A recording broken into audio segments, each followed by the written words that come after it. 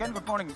7-ാം തീയതി വൈകുന്നേരം 5:30 മണിയോട് കൂടിയാണ് ഈ കുട്ടിയെ കാണാതാവുന്നത്. 5:20 കുട്ടി കുടുംബത്തിനൊപ്പം ഫോട്ടോ ഒക്കെ എടുത്തിട്ടുണ്ട്. പക്ഷെ അതിനുശേഷം വളരെ വേഗത്തിൽ SKN പറഞ്ഞതുപോലെ ദുരൂഹമായി കുട്ടിയെ കാണാതാവുകയായിരുന്നു. അന്ന് മുതൽ തന്നെ അവിടെ തിരച്ചിൽ നടക്കുന്നുണ്ട്.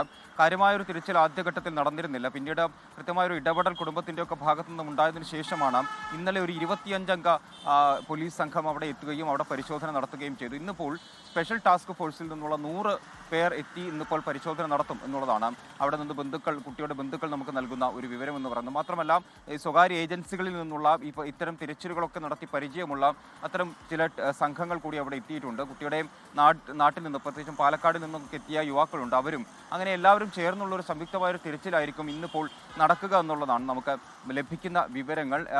ഒരു ദുരൂഹത ഇപ്പോഴും കുട്ടി കാണാമറയത്ത് നിൽക്കുന്ന ഒരു നിലയുണ്ട്. എന്തായാലും ആ ഒരു ദുരൂഹത ഉണ്ട്. അവിടെ വലിയ ഒരു രീതിയിലുള്ള ഒരു വെള്ളച്ചാട്ടവും അതുപോലെ തന്നെ ഒരു കൊക്കയും ഒക്കെ ഉൾപ്പെടുന്ന ഒരു വ്യൂ പോയിന്റ് ആണത്.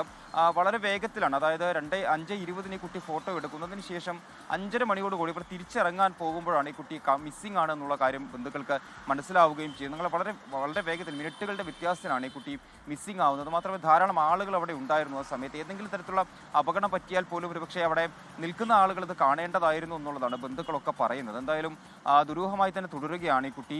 എന്തായാലും ഇന്നിപ്പോൾ 100 പേരടങ്ങുന്ന ഒരു ടാസ്ക് ഫോഴ്സും അതുപോലെ തന്നെ പറഞ്ഞ രീതിയിൽ സ്വകാര്യ ഏജൻസികളുടെ അംഗങ്ങൾ അവിടെ ഉണ്ട്. അങ്ങനെയുള്ള ആളുകളൊക്കെ കൂടി ഇന്നെന്തായാലും തിരച്ചിൽ നടത്തുമെന്നുള്ളതാണ് നമുക്ക് ലഭിക്കുന്ന വിവരം.